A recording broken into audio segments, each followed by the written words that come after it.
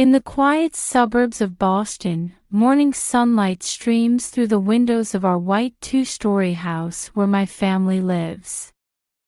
As I prepare breakfast in the kitchen, I gaze out the window at the trees swaying in the backyard. This peaceful scene soothes my heart in ways I can't describe. "Good morning, Grandma." I hear the adorable voice of my granddaughter Emma, along with the sound of her rushing down the stairs. Her golden curls shine in the morning light, and her blue eyes are filled with joy. I can't help but smile. "Good morning, Emma. Breakfast is ready." As I place pancakes on the table, I kiss Emma's cheek. The softness and warmth of her skin fill my heart with happiness. My son Tom and his wife Julia soon come downstairs too. Tom is already in his suit, looking set for another busy day. Julia can't hide her tired expression. She must have been working late again last night. "Thanks, Mom, for today too," Julia says. Her voice is a mix of gratitude and apology. "Don't worry about it, dear. We're family," I reply. The family gathered around the breakfast table. This is how my day begins. However, this happy time didn't last long. A few weeks later, Emma started feeling unwell. At first, we thought it was just a cold. But her symptoms didn't improve. Instead, they got worse. I remember that day when we heard the test results at Boston Children's Hospital. We were stunned. Emma was diagnosed with a rare disease. At that moment, the blood drained from all our faces. "Is there a cure?" Tom's voice was shaking. "There is, but it will be a long and expensive treatment," the doctor replied quietly. After leaving the examination room, we stood still in the hallway. Emma hadn't been told anything, but sensing something from the adults' expressions, she anxiously gripped my hand. That night, after Emma went to bed, we held a family meeting in the living room. Every time the topic of treatment costs came up, a heavy atmosphere fell over us. "Let's use my savings. We can use it all if necessary," I suggested. But Tom shook his head. "No, Mom. We'll manage somehow." There was determination in his eyes. But at the same time, I thought I saw something dark there too. Maybe I should have realized then what it was. Months passed after Emma's diagnosis. The season changed from summer to autumn, and the trees in the backyard began to turn red and yellow. However, the atmosphere inside the house seemed to grow heavier day by day. One morning, as I was preparing breakfast in the kitchen as usual, I heard Tom's voice from the living room. It was lower and more tense than usual. "I understand. Definitely by the end of this month." "Yes, please." When Tom hung up the phone, he looked even more tired than yesterday. He noticed me and forced a smile. "Good morning, Mom." "Good morning, Tom. Who were you talking to?" "Oh, just work-related stuff." His eyes avoided my gaze. It was clear he was lying. That afternoon, I was with Emma in her hospital room. Her arm receiving the 4-drip looked thinner than before. As I watched my sleeping granddaughter's face, I felt my chest tighten. Julia entered the room with a knock. She quickly took off her white coat and sat by Emma's bedside. "I'm sorry I'm late." Her voice was laced with fatigue. "Your new job seems tough." Julia let out a small sigh. "Yes, but it's the only way." There were tears glistening in her eyes. I silently placed my hand on her shoulder. That night, when I returned home from the hospital, the house was dark and quiet. As I was about to have a light supper in the kitchen, I heard Tom's voice from the study. "Can't you wait a little longer? I promise I'll pay it back." I stopped in my tracks. There was a desperation in Tom's voice that I'd never heard before. All right. I'll figure something out." After he hung up, I heard a deep sigh. I quietly headed to my room. Witnessing my son's anguish broke my heart. On the weekend, we had a rare family breakfast with everyone present. Despite the food laid out on the table, everyone's expressions were tense. Even Emma lacked her usual cheerfulness. "Emma, how are you feeling? Any better?" Tom asked gently. Emma nodded slightly. "Yes, a little bit."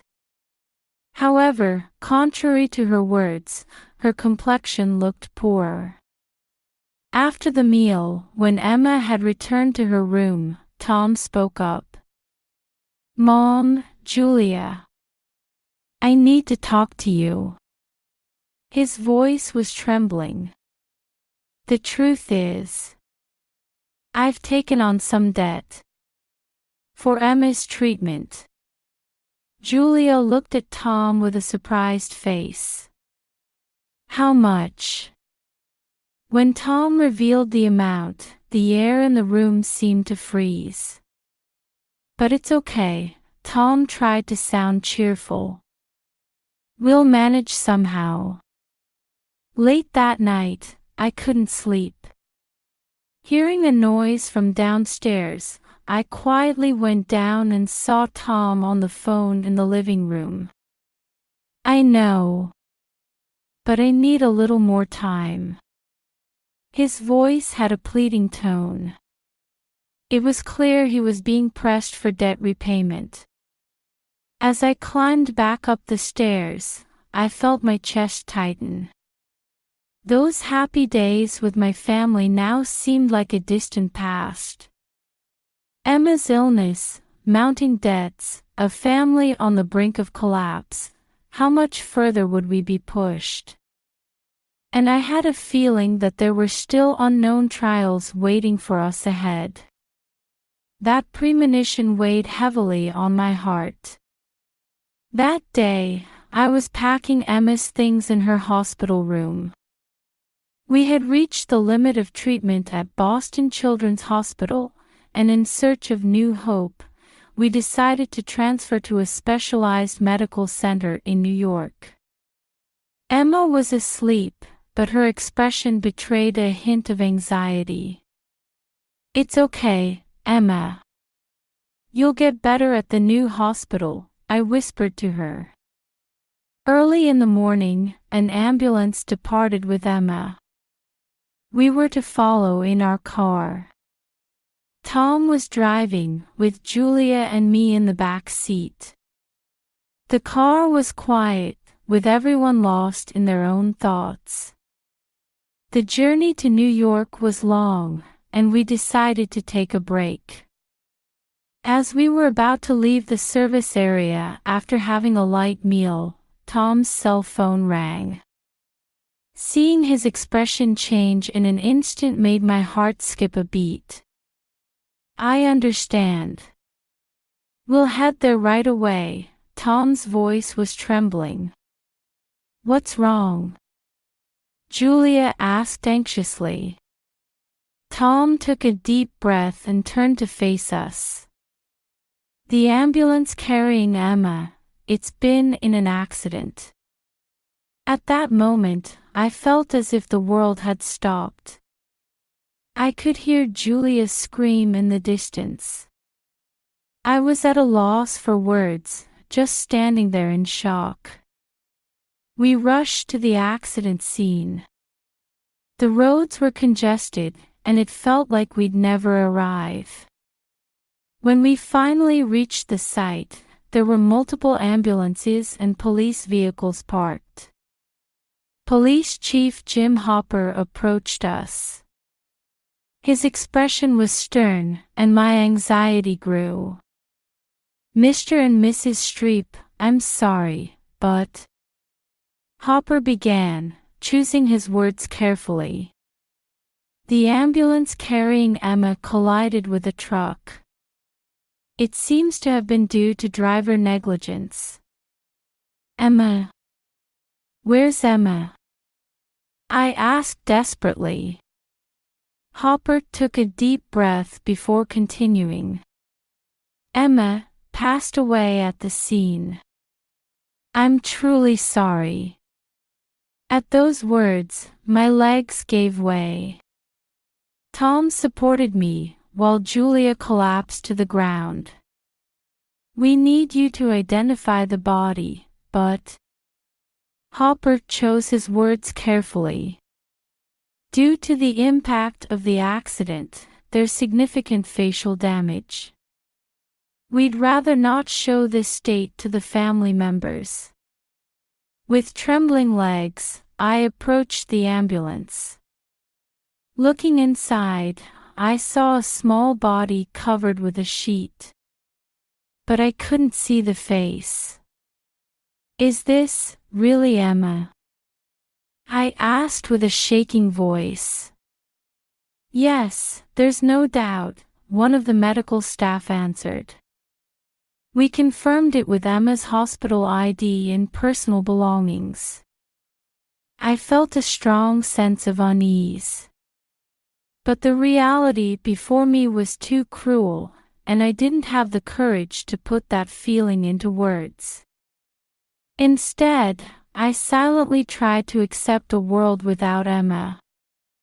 However, deep in my heart, the feeling that something was wrong wouldn't go away.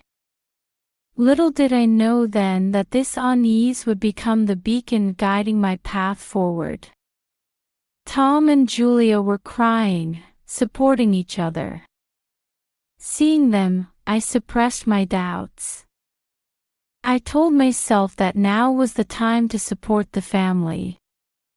A week had passed since Emma's accident. Cold autumn rain was beating against the windows of St. Patrick's Church. I sat in the front row, staring at the small white coffin. I still couldn't believe Emma was in there. The pastor's voice echoed through the church. "The Lord giveth, and the Lord taketh away." I clutched my handkerchief, trying to hold back tears. But every time I remembered Emma's smile, my chest tightened. From the corner of my eye, I glanced at Tom and Julia. I felt something off about their expressions. They certainly looked sad, but their sadness seemed unnatural somehow. Tom occasionally looked around nervously. Julia was crying, but her eyes didn't seem to hold genuine sorrow. "It's just my imagination," I told myself. Everyone grieves differently. After the funeral, as attendees began to leave, I approached the coffin to say my final goodbye. However, the coffin remained closed. We couldn't even see her face one last time, due to the severe facial damage. This reality felt unbearably cruel. That night, I decided to stay at Tom and Julia's house. Late at night, I heard a noise from upstairs, so I quietly went to check. I could hear Tom and Julia arguing in hushed voices. "It'll be over soon. Then we'll—" I heard Tom's voice. "But is it really okay to do this?" Julia replied anxiously. I was listening intently, but suddenly the floorboard creaked, and their conversation stopped. I hurried back to my room. The next day, I was helping sort through Emma's belongings. Entering Emma's room, I felt a pang in my chest at her presence. On the bed lay the teddy bear she always slept with. "Mom, could you handle this box?" Tom handed me a small treasure chest. I opened the box and began sorting through its contents.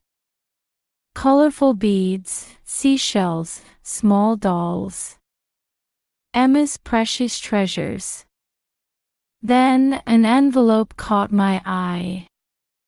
It was labeled "Will" in Emma's inexperienced handwriting. My hands trembled. Why would an 8-year-old have a will? With a mix of curiosity and fear, I gently opened the envelope. Inside was a single sheet of paper. However, what was written there was a series of meaningless letters and numbers. Court Judged, LDP Dolly. Sod Cos PH, ZDWFK RXWIRUGDG DQG. I was confused. Was this some kind of code? What was Emma trying to communicate?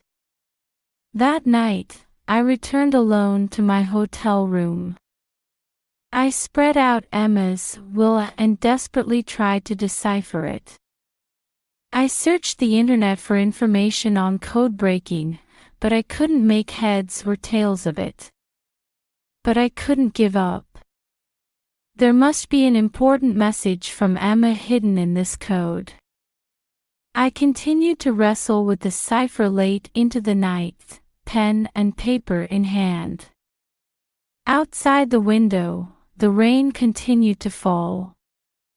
As I listened to the sound, I thought, "Emma, what are you trying to tell me?"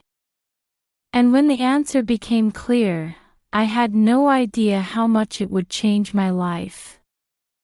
With Emma's will in hand, I couldn't sleep all night in my hotel room. Outside the window, the rain continued relentlessly, its sound echoing my anxious heart. Towards morning, exhausted, I suddenly thought to search the internet for simple code decryption. My eye caught on something called the Caesar cipher, a classic encryption method. It's a simple technique of shifting the alphabet by a fixed number of places. Half skeptical, I tried applying this method to Emma's message. And when I shifted it by 3 letters, suddenly a meaningful sentence emerged. "Hello, Grandma, I am alive. Please help me. Watch out for Dad and MOM." My hands shook, and I nearly dropped the paper. Emma is alive. Is this real, or is it a delusion born from my wishful thinking? Taking a deep breath, I continued decoding the rest of the message. And the contents written there completely overturned my world. According to Emma's words, Tom and Julia were burdened with enormous debt, and to repay it, they had sold Emma to an organ trafficking organization. Emma had accidentally overheard this conversation and left this encrypted message to tell me the truth. It can't be. I was at a loss for words. My child selling his own daughter. How could such a thing be possible? However, the message revealed even more shocking content. The name of Police Chief Jim Hopper also appeared, suggesting that he was deeply involved in this plan. Was Emma's accident all a lie too? Then who was in that coffin? Questions kept popping up one after another. I couldn't stop my body from shaking. Anger, sadness, fear, and regret washed over me. Why hadn't I noticed this message earlier? Where was Emma now? Was she safe? For a while, I couldn't move from where I sat on the bed. But Emma's plea for help echoed in my mind over and over. That's right, this is no time to be falling apart. I need to rescue Emma. I steeled my resolve. Even if my son was involved, even if the police turned against me, I would find Emma and save her. But where should I start? I couldn't rely on the police. I couldn't consult friends or acquaintances. If they knew this truth, no one would believe me. Then, I remembered a former FBI investigator I had seen on TV before. He might understand this situation and cooperate with me. I quickly picked up my smartphone and started searching for the ex-investigator's contact information. It took some time to find it, but I finally got his phone number. Taking a deep breath, I made the call. After several rings, a deep male voice answered. Hello, this is Jack Bauer. Mr. Bauer, I'm sorry for the sudden call. My name is Mary Streep. I need your help. My voice was trembling, but I tried to stay as calm as possible as I explained the situation. Emma's death, the encrypted message, and even the existence of the organ trafficking organization. On the other end of the line, Jack listened silently. When I finished speaking, he said in a grave voice, Miss Streep, if what you're saying is true, this is an extremely dangerous situation. We can't rely on the police. We need to act carefully. I understand. But I want to save my granddaughter. Please help me. Jack was silent for a moment, then sighed. All right. I'll cooperate. However, our actions from now on need to be kept strictly confidential. Is there anyone you can trust? I thought about it.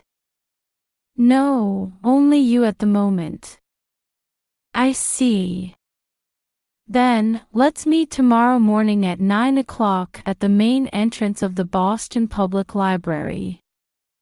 We'll discuss the details there. After hanging up, I let out a deep sigh. I can't even imagine how dangerous and difficult the road ahead will be. But for Emma's sake, I must move forward. Outside the window, the rain had finally stopped. The morning sun was breaking through the clouds, illuminating the wet streets. It's the start of a new day. And the beginning of the battle to save Emma. I started preparing to leave the hotel room. I carefully tucked Emma's will into my bag and looked at myself in the mirror with a determined expression. Wait for me, Emma. I'm coming to save you. As I climbed the steps of the Boston Public Library, my heart was pounding fiercely. Despite arriving 15 minutes early, Jack Bauer was already waiting there. His sharp gaze and somewhat lonely expression made a strong impression. You must be Mary Streep, Jack said in a low voice. I nodded and shook his hand. Thank you for agreeing to help. We moved to a quiet spot deep inside the library and began a detailed discussion. When I showed him Emma's will, Jack carefully examined its contents. "This is indeed a serious situation," he said, frowning. "But why not report this to the police?" I took a deep breath and answered, "First, this alone isn't enough evidence. And" I lowered my voice. "Police Chief Hopper might be involved too." Jack's expression hardened. "I see. Then we certainly can't rely on the police." He thought for a moment, then said with determination, "All right. I'll help you. But we need to be extremely cautious in our actions from now on." From that day, our secret investigation began. Jack started gathering information about the organ trafficking organization using his former FBI connections. I continued to play the role of a grief-stricken grandmother on the surface while secretly maintaining contact with Jack. A few days later, Jack brought me crucial information. "Mary, there's a high possibility that Emma has been transported overseas," he told me over the phone. "The organization seems to keep their merchandise in safe locations abroad, taking time to adjust them to multiple clients' needs." Those words made my chest tighten. The thought of Emma being treated as merchandise made my body tremble with anger. "Where is she?" I asked desperately. "We haven't pinpointed the location yet, but Mexico seems likely," Jack answered cautiously. "I'm in touch with a former CIA agent there. She might be able to get more detailed information." The following week, we secretly traveled to Mexico. Jack's friend, former CIA agent Sarah Connor, met us at the airport.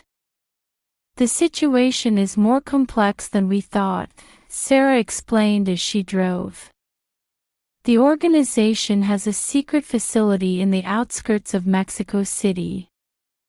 That's where they seem to be managing their merchandise."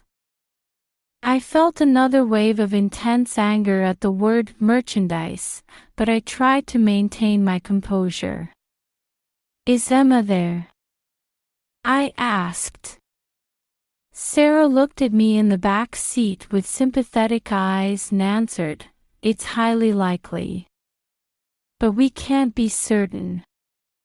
For several days in Mexico City, we cautiously proceeded with our investigation.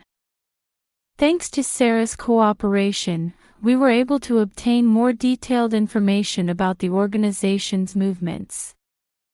However, around that time, there were ominous developments back in Boston. Police Chief Jim Hopper had noticed Mary and Jack's disappearance and was growing suspicious. He ordered his subordinates to track down their whereabouts. When Hopper discovered that Mary and Jack had traveled to Mexico, he immediately contacted the organization's executives. Increase security. It seems the ex-FBI investigator and the girl's grandmother are on the move. The organization side also became tense. They began considering moving their merchandise. In a Mexico City hotel, we were discussing our next move. At that moment, Jack's burner phone rang. Seeing his expression change in an instant, I felt a surge of anxiety. "Things have taken a turn for the worse," Jack said as he hung up and immediately started packing. "It seems the organization has become aware of our presence. They might move Emma." My heart raced. What should we do? It's a race against time now, Sarah said calmly. But we still have a chance. That night, we began preparing for a dangerous rescue operation. We decided to risk everything to get Emma back and fight against this massive criminal organization. Outside the window, I could hear the bustle of Mexico City. Listening to that sound, I spoke to Emma in my heart. Soon, Emma. I'll definitely save you. Before dawn in Mexico City, we were driving towards the outskirts in a car driven by Sarah. According to the information Jack had obtained, Emma was being held in a hideout in this area. The atmosphere in the car was tense, and no one tried to speak. There it is, Sarah said in a low voice. In the middle of the wasteland, we could see a building that looked like an ordinary warehouse at first glance. Jack peered through binoculars. The security is lighter than I expected. But we can't let our guard down. I was clutching Emma's photo with trembling hands. I wonder why Emma used a cipher, I mused aloud. Jack answered, she's a smart kid. If it had been a normal message, it would have been immediately dangerous if her parents found it. As a cipher, it just looks like a meaningless string of characters at first glance. It bought her time. Hearing those words, my heart ached. To think that an 8-year-old child had to consider things to that extent. With the signal to start the operation, Jack and Sarah sneaked into the facility. I was told to wait in the car, but my heart felt like it was about to jump out of my mouth. Suddenly, gunshots rang out from inside the facility. I instinctively tried to jump out of the car but remembered Sarah's strict instructions and held myself back. A few minutes later, Jack came running with Emma in his arms. Hurry! There was urgency in his voice. The moment I saw Emma, tears welled up in my eyes. She was thin and pale, but undoubtedly alive. Grandma! Emma cried out. We jumped into the car, and Sarah floored the accelerator. We could hear gunshots from behind us. Damn it, Jack groaned. Blood was dripping from his arm. Jack! I cried out, but he just said, I'm fine, just get away. On our way to the border, Jack's condition worsened. Mary, you and Emma should return to America alone. I'll follow a different route with Sarah. I hesitated, but I understood that Emma's safety was the top priority. With tears in my eyes, I bid farewell to Jack and set off on the journey back to America with Emma. When we returned to Boston, a team of FBI investigators, former colleagues of Jack, were waiting for us. They had already grasped the full picture of the incident and had initiated a large-scale investigation. Emma was taken into protective custody by a medical team, and I was questioned about the events. Then, shocking news after shocking news started to reach me. Tom and Julia had been arrested. Police Chief Hopper was also apprehended. The executives of the organ trafficking organization were being arrested one after another. The media began to report on this case extensively. Headlines like 8-year-old girl seeks help through cipher and grandmother's love saves granddaughter dominated the news. As society reeled from the shock, I was finally able to reunite with Emma. Lying in a hospital bed, she still looked weak, but there was life back in her eyes. Emma. I hugged her, unable to stop my tears. Grandma, thank you. You solved the cipher, didn't you? Emma said in a small voice. Yes, I did. You're such a clever girl. Emma was silent for a moment, then hesitantly asked, Dad and Mom. I chose my words carefully as I answered, they did something wrong, sweetie. But I'm sure they're regretting it now.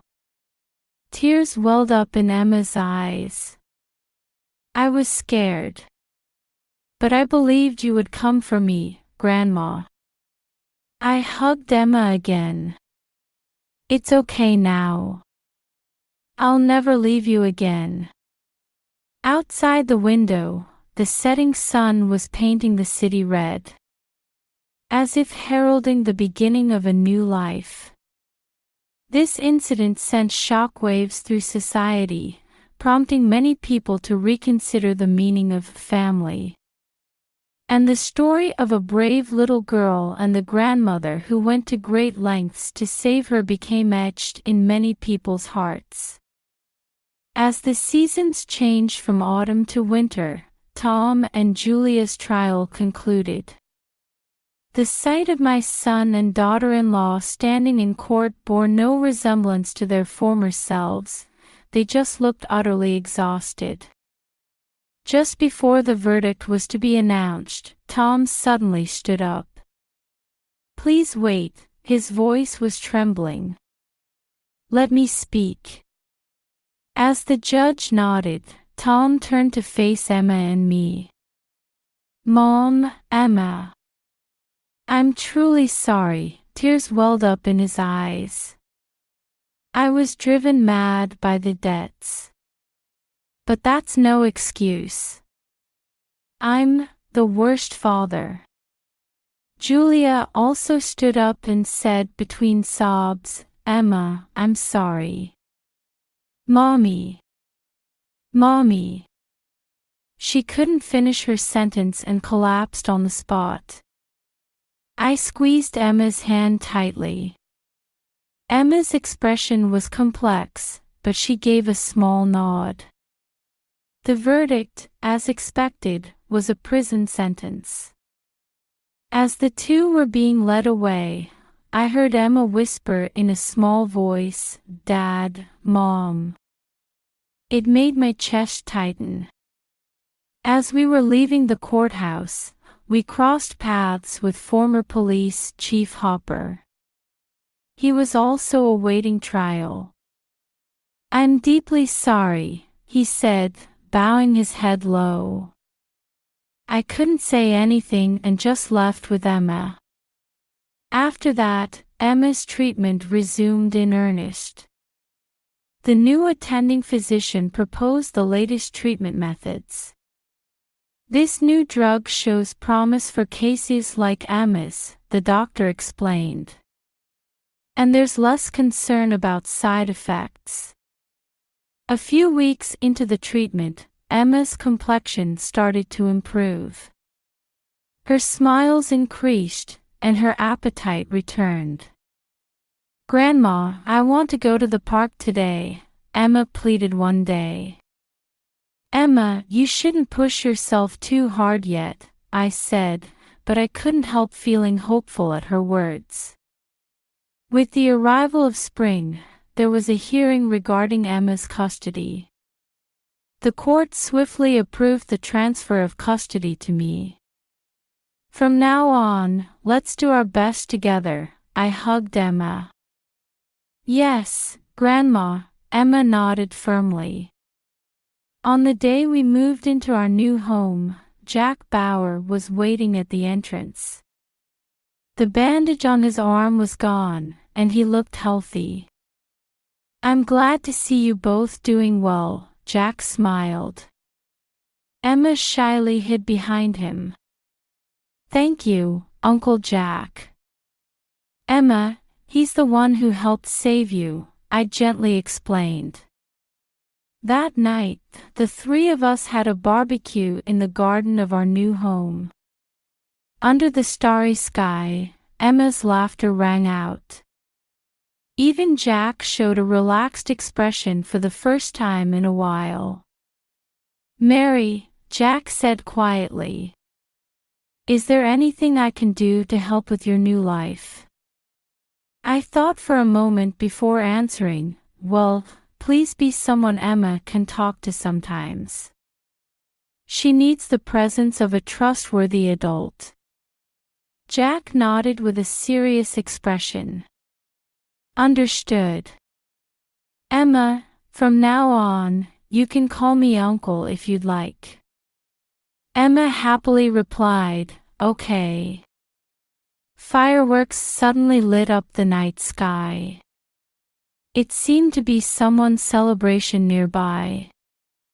As we looked up at the light, I thought, this is the beginning of a new life. Emma's smile, Jack's kindness, and the bond between the three of us. We had lost a lot, but what we gained was even more valuable. "Grandma, I'm happy," Emma said, snuggling up to me. "Yes, I'm happy too."